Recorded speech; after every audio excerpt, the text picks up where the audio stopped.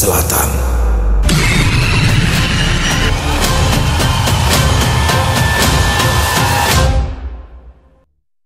Assalamualaikum warahmatullahi wabarakatuh. Halo semuanya teman-teman, selamat malam. Selamat datang kembali di channel kesayangan kita, channel Ilo Bercerita. Dan masih bersama saya Ilo dimanapun teman-teman berada. Semoga teman-teman selalu dalam keadaan sehat walafiat, tanpa kekurangan satu apapun. Amin amin ya robbal alamin. Dan pada kesempatan yang baik ini, saya akan membawakan satu kisah dari penulis favorit kita semua, Kenanga Kinasi. Wow, penulis asal Kalimantan Selatan teman-teman ya.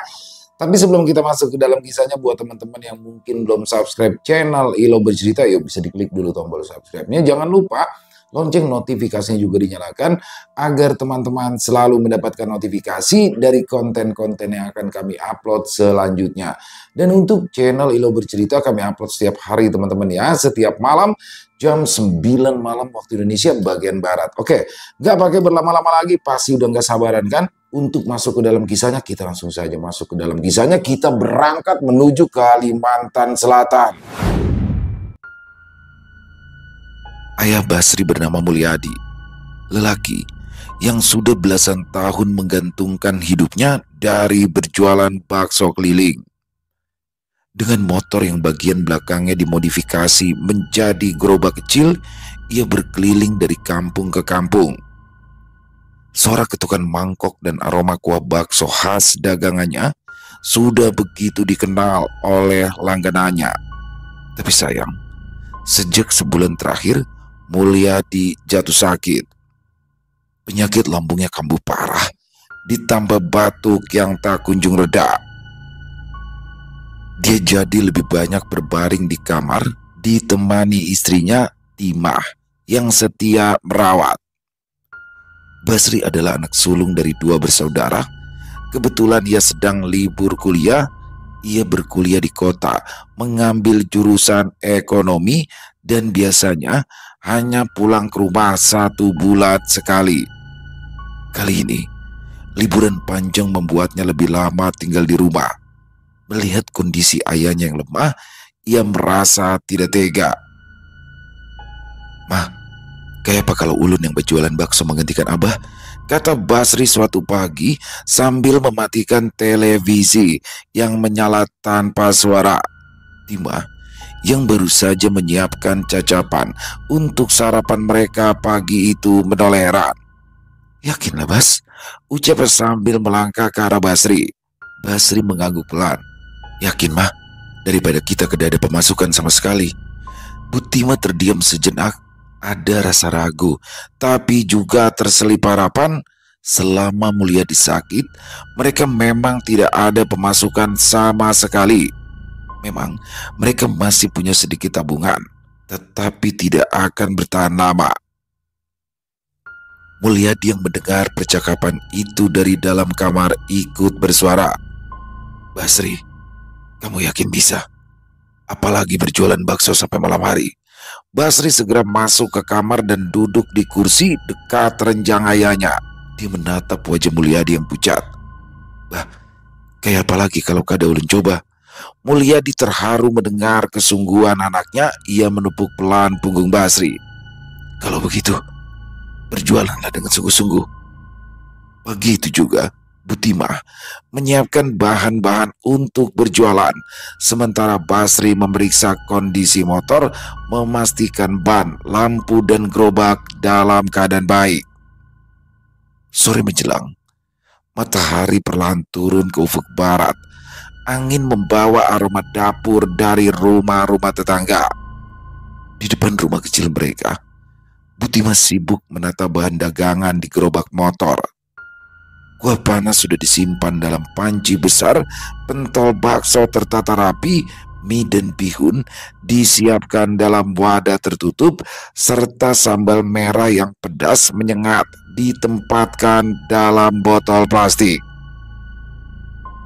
Basri mengenakan kaos polos dan celana panjang yang nyaman, lalu mengambil jaket abu-abu yang biasanya dipakai sang ayah.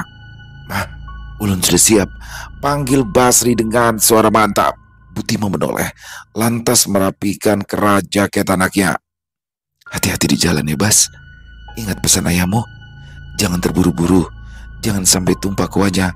Kalau motor terasa berat, pelan-pelan saja, jangan dipaksakan. Basri mengangguk. Gimana? Doakan saja banyak yang beli. Dia berdiri ke arah kamar tempat ayahnya berbaring. Dari balik pintu yang sedikit terbuka, dia bisa melihat ayahnya mengangkat tangan memberi isyarat doa. Basri melaju menyusuri jalan kampung, berhenti di tempat yang biasa dipakai ayahnya berjualan. Beberapa anak kecil menoleh, tetapi hanya sebentar, lalu kembali bermain dengan sesamanya. Sampai senja menjelang, hanya ada seorang remaja yang membeli semangkuk bakso, sisanya sepi. Basri menoleh ke arah langit. Matahari sudah tenggelam, suara azan maghrib berkumandang, perutnya mulai lapar, dia menahan diri. Baru satu mangkok laku sehingga dia menarik nafas panjang. Aku harus bisa menjualnya sampai habis, gumamnya dalam hati.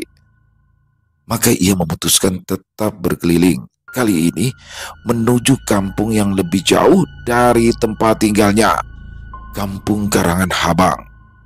Meskipun jauh, tetapi rumah di sana lebih banyak dari kampung sebelumnya, sehingga Basri semakin yakin dagangannya akan habis terjual. Tapi sayang, nasib baik masih belum berpihak padanya. Setelah azan Isya berkumandang, langit yang sejak sore tampak mendung akhirnya menumpahkan hujan deras. Parahnya lagi, Basri tidak sempat menyiapkan apapun, termasuk lupa membawa jas hujan. Baju dan celananya langsung basah kuyup tersiram hujan badai. Ya Allah, ada-ada saja cobaannya, keluhnya lirih sambil menepikan motor. Jalanan sepi, orang-orang sudah masuk ke dalam rumah. Sudah jelas tidak akan ada lagi yang keluar di malam hujan seperti ini. Basri menggigil. Udara malam terasa semakin menusuk.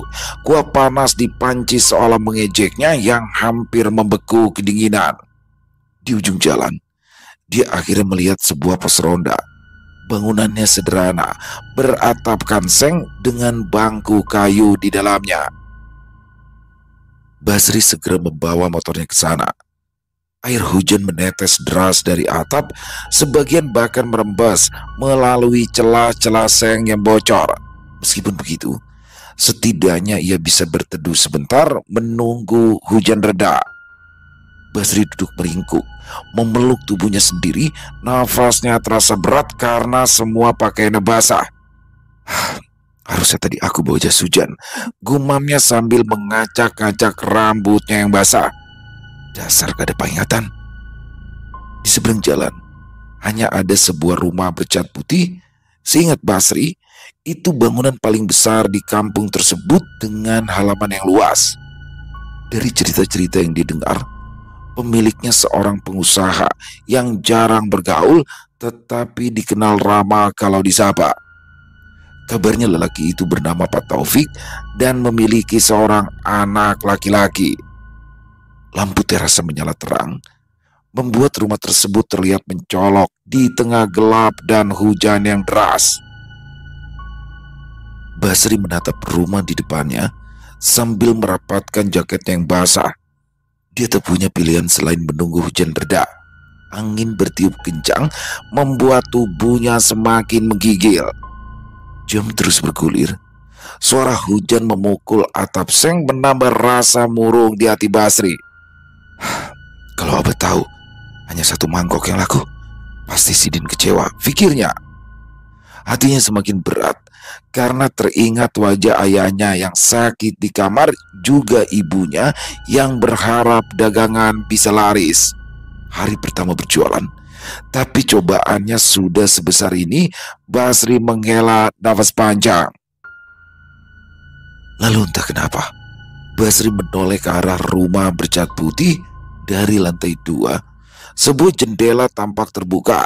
Cahaya lampu dari dalam rumah menerobos keluar, menimpa tetes-tetes hujan. Seorang lelaki parubaya muncul mengintip di sana. Rambutnya memutih sebagian, wajahnya teduh, matanya menyapu halaman, lalu tertuju pada motor bakso milik Basri yang terparkir di pos ronda. Lelaki itu tampak terkejut sejenak, lalu tersenyum lebar. Senyumnya hangat, seakan menemukan sesuatu yang lama dicarinya. Tangannya terangkat, melambai ke arah Basri penuh semangat. Basri tertegun, tak menyangka ada seseorang yang justru tampak gembira melihat dirinya yang basah kuyup. "Kenapa sih Mbak Kiau? Anak manukar kah?" tanya Basri penuh harap. Namun perhatiannya teralih sejenak ketika ia mendengar suara lolongan anjing dari kejauhan. Seingat Basri, hampir tidak ada warga di kampung Karangan Habang ini memelihara anjing. Ada apa? Basri terlonjak. Dia tidak menyangka ada orang yang sudah berdiri di depannya dengan memegang payung. Pak Taufik, ujarnya gugup. Pak Taufik tersenyum lebar. "Sudah malam, hujan deras pula. Ayo, bawa saja motor bakso kamu ke halaman rumah saya. Cepat, jangan basa-basahan di sini. Nanti kamu sakit." Basri ragu sejenak, tapi melihat wajah sumringah Pak Taufik, ia merasa sedikit lega. Dengan hati-hati, ia menyalakan motor dan mendorongnya menyeberangi jalan yang becek.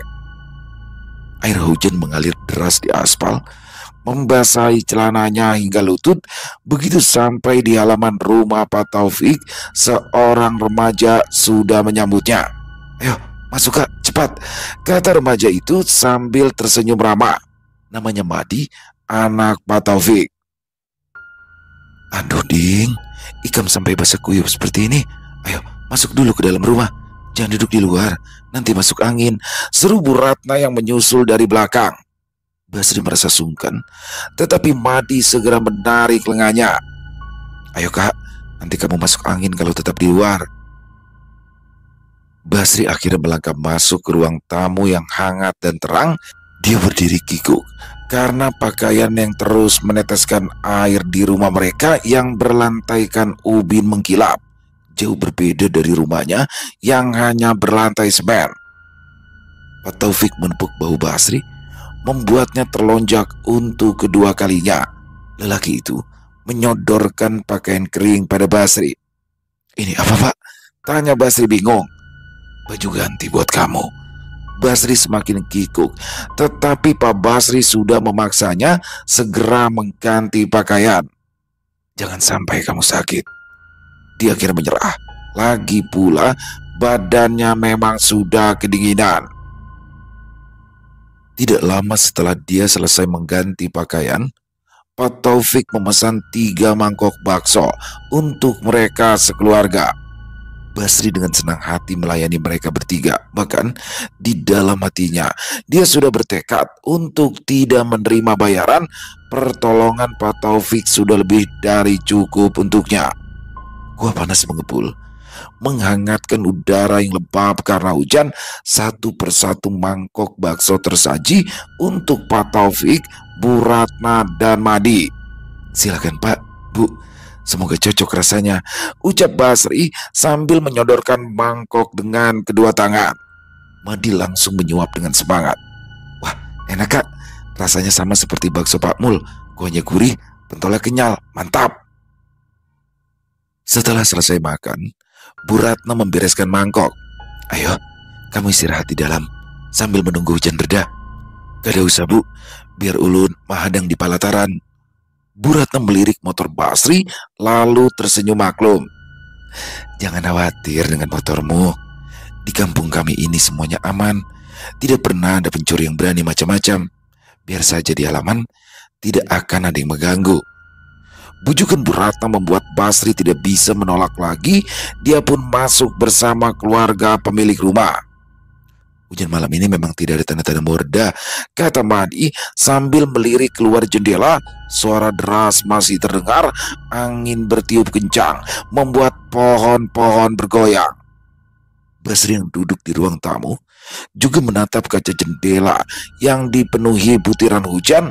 Malam semakin larut, perjalanan pulangnya akan sulit. Pak Taufik memperhatikan wajah Basri yang pucat. Ia pun berkata dengan nada serius, Daripada kamu memaksakan diri pulang, lebih baik menginap di sini malam ini. Sudah larut, hujan pun juga belum reda. Basri terkejut. Menginap? Saya tidak enak, Pak. Mungkin sebentar lagi hujan akan reda. Bu Ratna ikut menimpali. Iya, lebih baik istirahat saja di sini. Besok pagi baru pulang. Di sini ada banyak kamar. Kamu tinggal pilih mau istirahat di mana. Basri menunduk sungkan, tetapi dia juga tidak bisa menolak. Hujan masih deras. Jam dinding menunjukkan sudah lewat pukul 11 malam. Pulang dalam keadaan seperti ini memang beresiko. Dengan suara pelan, ia akhirnya berkata, "Kalau begitu, baiklah Pak, Bu. Saya terima tawarannya. Terima kasih banyak." Pak Taufik tersenyum lega. Basri menatap wajah ramah keluarga itu, hatinya hangat karena penerimaan mereka yang baik. Tidak pernah terlintas di dalam benaknya bagaimana mereka bisa mengenal namanya, sedangkan sejak tadi dia belum memperkenalkan diri. Sesaat kemudian, Basri digiring oleh Madi ke bagian belakang rumah.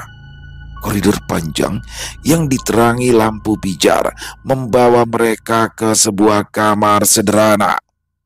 Pintu kayu dicat putih, dindingnya polos. Ada sebuah jendela kecil di sisi kanan yang menghadap ke belakang halaman. "Nah, pian bisa tidur di sini, Kak," kata Madi sambil tersenyum. "Tilamnya memang di lantai, tapi cukup empuk."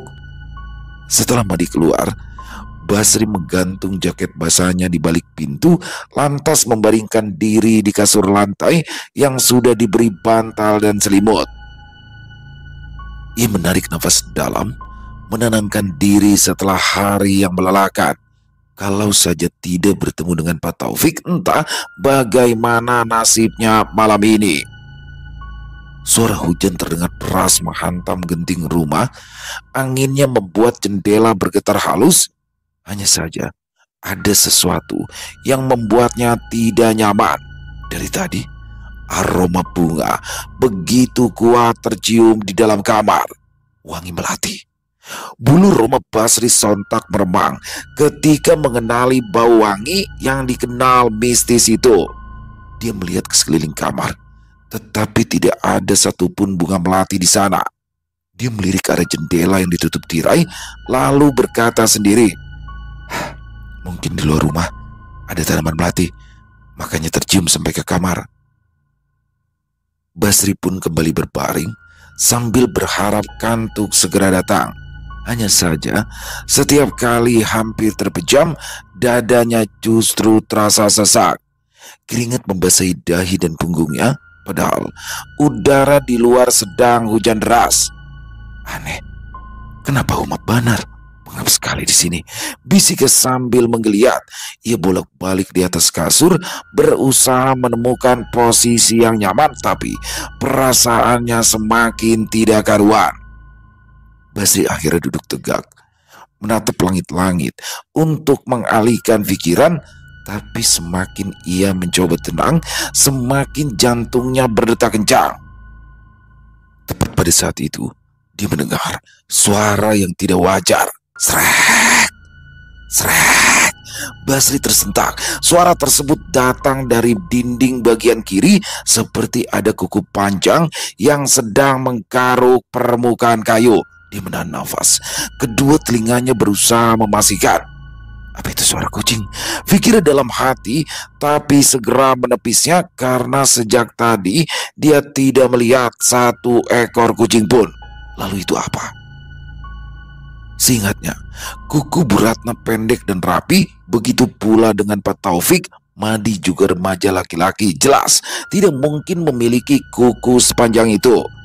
Suara goresan kuku terus bergerak maju hingga kini terdengar di dekat pintu. Srek, srek. Basri memegang lututnya yang gemetar. Jantungnya berdegup makin keras karena firasat yang buruk. Dia menelan ludah, berharap itu hanya halusinasi karena kelelahan. Tapi suara tersebut semakin dekat sehingga Basri kian tidak bisa berpikir tenang. Tangannya bergetar saat menoleh ke jendela di samping. Instingnya berteriak keras di dalam hati. Cepat keluar, sekarang juga. Dia segera meraih tas kecil yang berisi dompet dan merapat ke arah jendela. Kalau aku tetap di sini, makhluk itu pasti akan segera masuk, pikirnya. Instingnya semakin kuat berbisik dalam benaknya untuk melompat keluar tanpa menunda lagi. Dia membuka jendela dengan hati-hati agar tidak menimbulkan suara. Bruk! Basri mendarat dengan takan kaki yang cukup keras di tanah becek. Hujan masih menetes deras, membuat pandangannya samar, kakinya juga licin saat melangkah. Dia yang ketakutan tidak sempat menoleh ke belakang lagi. Dia terus mengikuti insting yang terus memaksanya untuk berlari. Lari, lari, aku harus cepat lari, gumamnya panik. Kakinya sempat terperosok ke dalam lumpur, tapi dia segera bangkit. Tepat beberapa langkah dari tempatnya berdiri, dia melihat pohon kasturi besar yang ribut. Pohon itu sudah cukup tua, dengan diameter tebal dan cabangnya menjulang lebar. Basri segera meraih batang kasar tersebut, lantas memanjat sekuat tenaga menggunakan tangan dan kaki yang gemetar.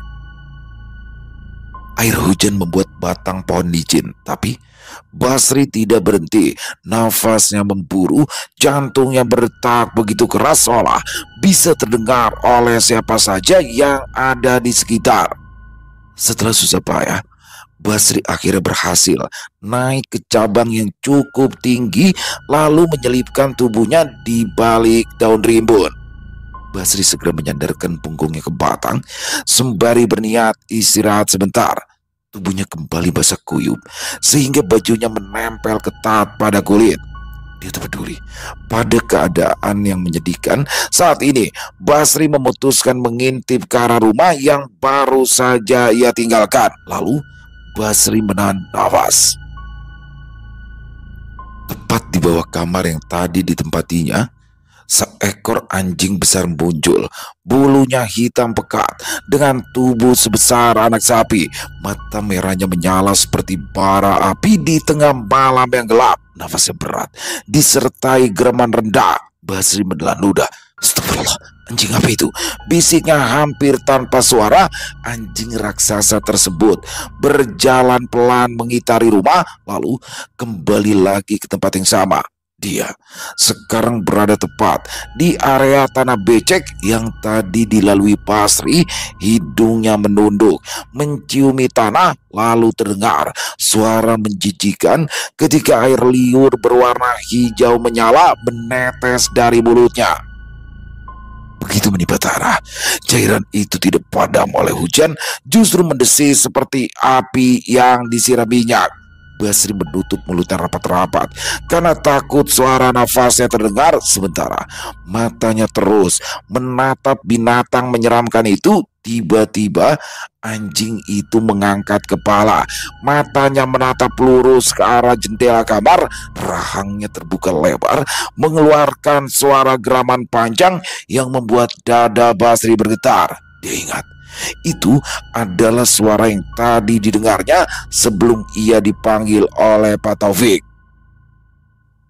Basri tersentak ketika anjing hitam itu melompat. Tubuhnya yang besar langsung menerobos masuk ke jendela kamar dalam satu lompatan. Di dalam kamar terdengar suara ribut, mulai dari suara benda-benda yang berjatuhan, kaca pecah, serta pintu terbanting keras. Raungan anjing itu bercampur dengan suara barang pecah. Sepertinya dia sedang menghancurkan apapun yang ada di dalam. Basri kian gemetar. Ia memeluk batang pohon, mencoba membuat tubuhnya sekecil mungkin di antara daun. Rasa takut menekan dari segala arah.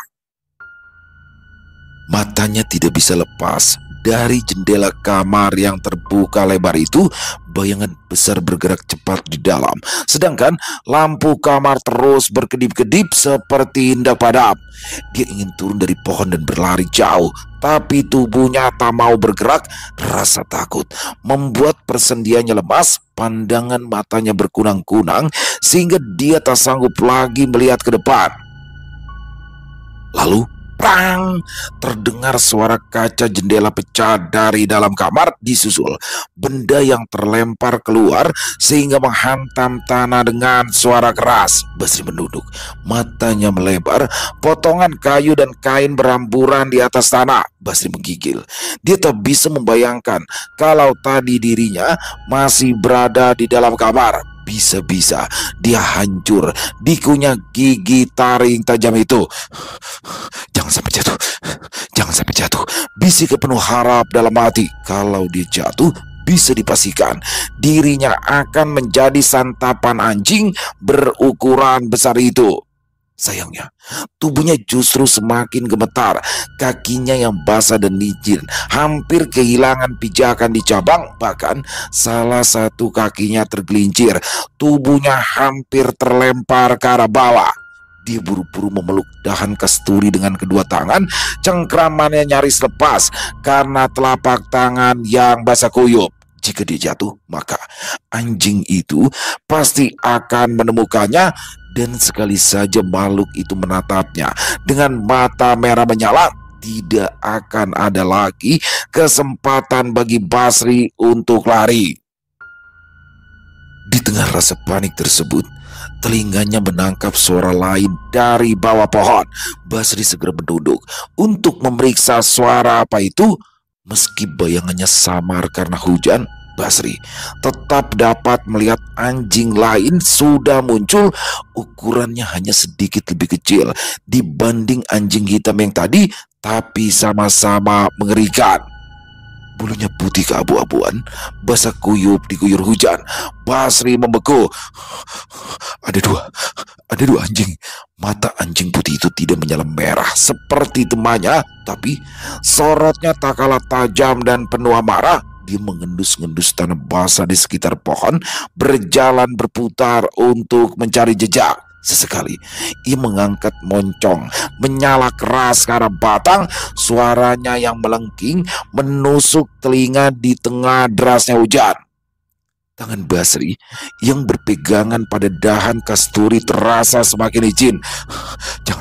Jangan sampai lihat ke atas, jangan sampai dia lihat ke atas, ucapnya dalam hati. Tapi sayang, anjing putih itu terus mengitari pohon sampai akhirnya dari arah kamar terdengar suara geraman panjang.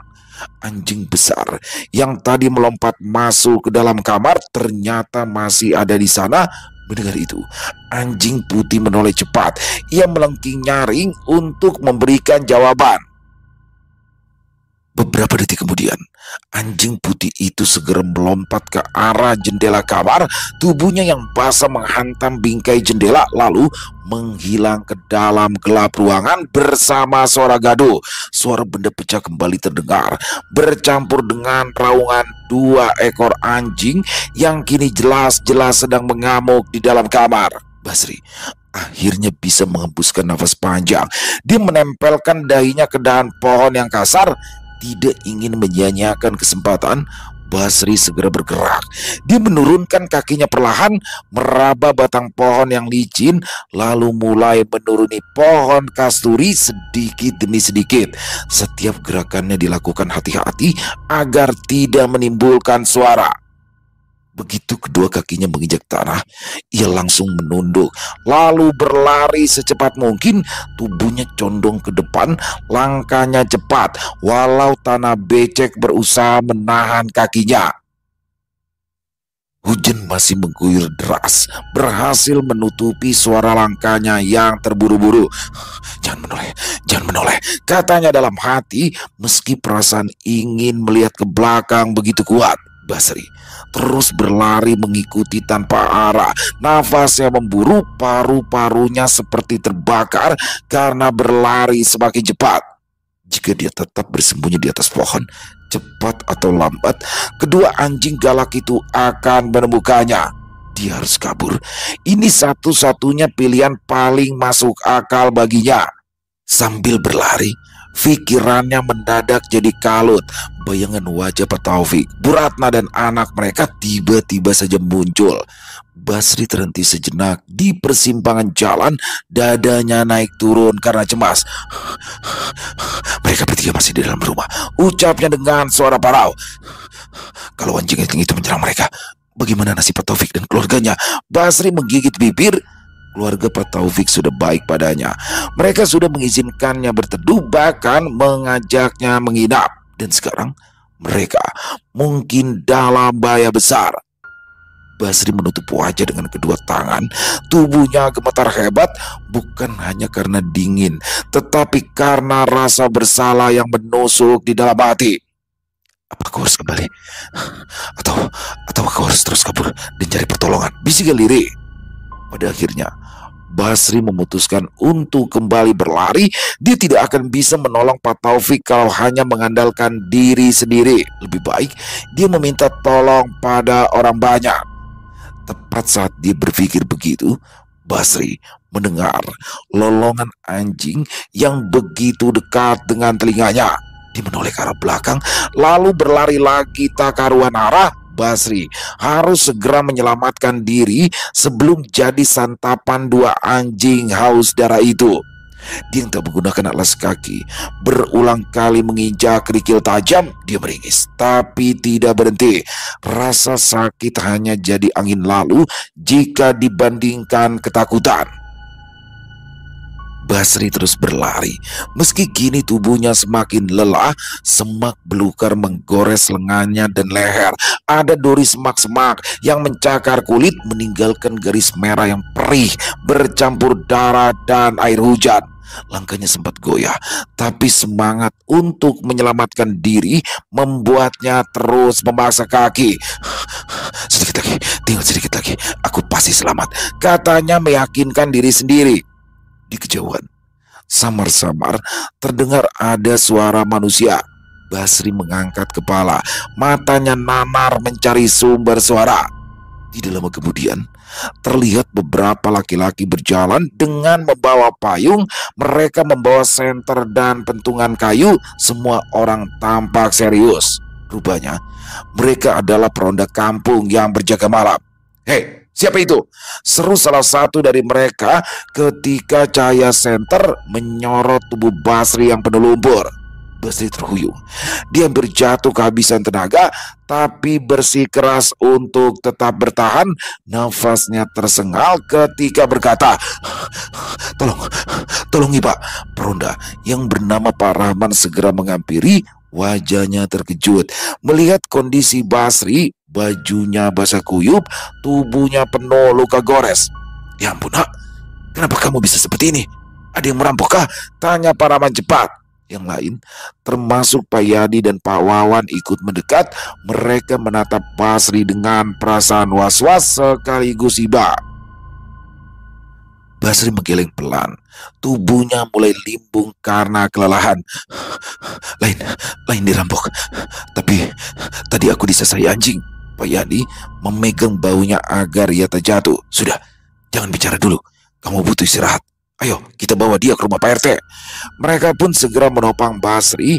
Dua orang di sisi kanan kiri memegangi tubuhnya, sementara yang lain menyenter jalan. Hujan masih mengguyur, tapi tak ada yang peduli. Beberapa menit kemudian, mereka sampai di rumah Pak RT. Pak RT, seorang lelaki parubaya bernama Haji Mahmud keluar terburu-buru setelah mendengar suara ribut-ribut di luar. Ada apa ini? Malam-malam begini? Tanyanya dengan nada kaget. Matanya langsung membesar saat melihat Basri yang basah kuyup penuh lumpur. RT, anak ini kami temukan di jalan. Dia berlari ketakutan. Kondisinya penuh luka. Sepertinya dia habis jadi korban perampokan. Jelas Pak Rahman cepat. Ya sudah, ayo cepat bawa masuk. Jangan biarkan dia kedinginan di luar. Perintah Pak RT. Mereka segera membawa Basri masuk ruang tamu. Kursi di sana segera dipindah untuk memberi tempat. Basri didudukan dengan hati-hati. Istri Pak RT, Bu Halimah, datang tergopoh-gopoh membawa handuk dan segelas air hangat. Kasihan sekali kamu, Nak. Ayo minum dulu supaya lebih tenang. Basri menerima gelas tersebut dengan tangan gemetar. Air hangat itu ia teguk perlahan, membuat tenggorokannya yang kering sedikit lega. Sementara dia minum, Bu Halimah mengambil kotak P3K dengan cekatan. Ia membersihkan luka di lengan dan betis Basri, lalu mengoleskan obat merah. "Aduh, kasihan sekali anak ini," ujar Bu Halimah lirik. Setelah luka-lukanya diobati seadanya, Basri mulai bicara lebih tenang. Meski begitu tubuhnya masih gemetar. Dia menatap wajah-wajah yang mengelilinginya, Pak RT, para peronda, dan beberapa warga yang ikut datang setelah mendengar keributan. Pak RT menatapnya serius. "Siapa namamu, nak? Ceritakan yang sebenarnya terjadi. Jangan takut, kami di sini akan melindungimu." Basri menarik nafas panjang. Ia menceritakan pengalaman mengerikan yang baru saja dialaminya. Semua orang tercengang kala mendengar cerita itu. Saya berlari sekuat tenaga sampai kaki saya luka. Untung saya bertemu dengan bapak-bapak peronda ini." Pak RT terdiam cukup lama, wajahnya serius. Warga lain mulai berbisik-bisik. Sebagian jelas terlihat pucat karena kejadian menyeramkan yang baru saja diceritakan oleh Basri. "Seingatku di kampung ini tidak ada anjing," kata seorang warga dengan nada takut. "Tidak masuk akal. Tapi anak ini jelas tidak sedang berbohong," jawab Pak Rahman, matanya menatap Basri lekat-lekat. Semua mata tertuju padanya. Sebagian penuh iba, sebagian lainnya jelas ketakutan. Sementara suara hujan di luar perlahan mulai reda, hanya menyisakan gerimis kecil. Pak RT menghela nafas panjang. Ia menatap Basri sejenak, lalu berkata dengan hati-hati, "Nah Basri, apa kau benar bertemu dengan Pak Taufik, Bu Ratna, dan juga anaknya malam ini?" Basri bergegas mengangguk. Dia beringsut maju dan berkata, "RT, kita harus segera menyelamatkan Pak Taufik dan keluarganya. Saya takut kalau mereka sampai diterkam dua anjing yang sudah kuceritakan tadi." Mendengar permohonan Basri, para warga kembali saling pandang. Wajah mereka tampak gelisah sekaligus takut. Pak RT menghela nafas lagi sebelum melanjutkan. "Mak, mungkin kamu belum tahu. Pak Taufik dan keluarganya itu, mereka sudah meninggal setahun yang lalu." Basri menegang. Tidak mungkin, Pak RT. Saya baru saja bersama mereka malam ini. Saya bahkan sempat mengobrol dengan keluarga Pak Taufik." Suaranya pecah. Pak Rahman menggeleng pelan, matanya sedikit redup karena takut. "Apa yang dikatakan Pak RT memang benar. Mereka meninggal dalam kecelakaan mobil di jalan raya di bulan Ramadan tahun lalu. Setelah itu, rumah besar bercat putih di ujung kampung kosong, terbengkalai begitu saja. Tidak ada yang berani mendekat, apalagi masuk ke dalam sana." Pak Yadi pun ikut bersuara. "Nyata kada ada anak wani masuk. Rumah bakas urang basa kutu lawan iblis. Siapa yang wani ke sana?" "Bersekutu dengan iblis?" tanya Basri heran. Pak Rahman mengangguk. Ia pun segera menceritakan kalau Pak Taufik semasa hidupnya memang dicurigai menggunakan pesugihan. Dulu dia hanya seorang pemulung, tapi tidak sampai setahun Pak Taufik bisa membeli kebun sawit puluhan hektar dan mempekerjakan banyak buruh. Hanya saja tiap tahunnya selalu saja ada pekerja Pak Taufik yang meninggal. Penyebabnya beragam, mulai dari sakit, kecelakaan, atau keracunan. Tapi sebelum meninggal, mereka selalu mengeluh bertemu anjing besar. Sejak itu, warga yang tinggal sekampung dengannya tidak ada yang bersedia bekerja pada Pak Taufik karena takut menjadi tumbal berikutnya. "Bagaimana cara mereka meninggal?" tanya Basri takut-takut. "Kabarnya si Madi, anak tunggal Pak Taufik itu, bersikeras ingin masuk pesantren. Mereka bertengkar berhari-hari sampai akhirnya terjadi kecelakaan itu," sahut Pak Rahman. Kalau mereka sudah meninggal, lalu siapa yang sudah saya temui tadi?" Tidak ada yang bisa menjawab. "Lalu anjing besar tadi?" Pertanyaan Basri tidak mendapat jawaban sama sekali. Semua orang di sana juga kebingungan. Bu Halimah pun menengahi. "Sudahlah, sebaiknya Nak Basri menginap saja di sini ya. Besok pagi baru mengambil motor, sekaligus melihat keadaan di sana." Mereka semua setuju pada usul Bu Halimah. Basri segera diminta beristirahat dan sebaiknya jangan memikirkan apapun. Keesokan harinya, matahari sudah naik cukup tinggi, menyibak kabut tipis yang menggantung di atas jalanan desa. Setelah sarapan seadanya, luka-luka Basri kembali diobati. Begitu dia sudah siap, mereka pun menuju rumah Pak Taufik yang didatangi oleh Basri tadi malam. Warga yang sudah terbiasa mendengar cerita tentang keangkeran rumah Pak Taufik bergidik ngeri. Mereka tidak bisa membayangkan bagaimana kalau mengalami kejadian yang sama seperti Basri. Pak Rahman menepuk bahu Basri pelan. Yang penting kamu masih selamat. Sudah, jangan terlalu difikirkan tentang apa yang kamu temui semalam. Perjalanan mereka tidak terlalu jauh, hanya butuh sekitar 10 menit berjalan kaki. Jalanan menuju rumah Pak Taufik dipenuhi rumput liar karena tidak ada orang yang lewat selama berbulan-bulan. Pos ronda tempat Basri berteduh semalam kini tampak miring menyedihkan. Basri berhenti sejenak di depan halaman luas yang kini dipenuhi semak-semak. Diingat betul pemandangan tadi malam yang jauh berbeda. Dia menarik nafas dalam-dalam sebelum melangkah masuk bersama warga kampung. Rumah itu tampak jauh berbeda dari yang ia lihat tadi malam. Cat dindingnya mengelupas, kaca jendela pecah, dan pintu utama hampir lepas dari engselnya. Jendela yang pecah membuat daun kering masuk dengan leluasa. Kotoran tikus terlihat di mana-mana. Mereka melangkah masuk semakin dalam hanya untuk menjumpai lantai berdebu. Sarang laba-laba mencuntai di sudut-sudut ruangan. Lalu pandangan Basri terhenti ketika ia melihat seonggok pakaian basah yang tak asing baginya. Itu adalah pakaian yang kemarin dipakai Basri. Di sekitarnya juga ada 3 mangkok bakso yang masih terisi penuh. Hanya saja di sekelilingnya dipenuhi cairan hijau menjijikan. Bu Halimah yang berada di belakang Basri langsung muntah-muntah karena mencium aroma busuk dari cairan tersebut. Sedangkan suaminya memandang Basri dengan tatapan faham. "Itu pakaianmu?" Basri mengangguk. "Iya Pak, itu pakaian yang saya pakai dari rumah." Dia lalu teringat sesuatu dan berjalan terus menuju kamar yang berada di bagian paling belakang. Tangannya gemetar ketika membuka pintu, lalu hampir terjatuh karena kaget. Kamar itu berantakan. Semua barang yang ada di sana hancur tercabik-cabik seperti bekas digigit, termasuk jaket yang seingat Basri kemarin malam digantungnya di paku di balik pintu kamar.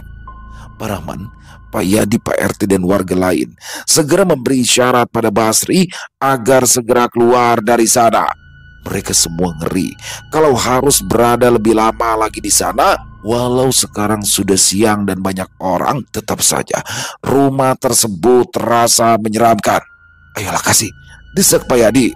"Ada Mbak, Honda saya ada di samping rumah. Saya parkir di sana atas suruhan dari Pak Taufik." Setelah menyebut nama Pak Taufik, Basri bergidik ngeri. Masih sulit baginya untuk percaya kalau tadi malam ia berbicara dengan makhluk halus. "Kalau kayak itu, madang apa lagi? Hancapi diambil nyaman. Kita lakas pulihkan," gerutu Pak Yadi sambil mengusap leher belakangnya. Mereka menuju halaman samping. Basri hampir menangis saat melihat motor ayahnya masih terparkir rapi di bawah pohon, tepat di tempat ia tinggalkan semalam.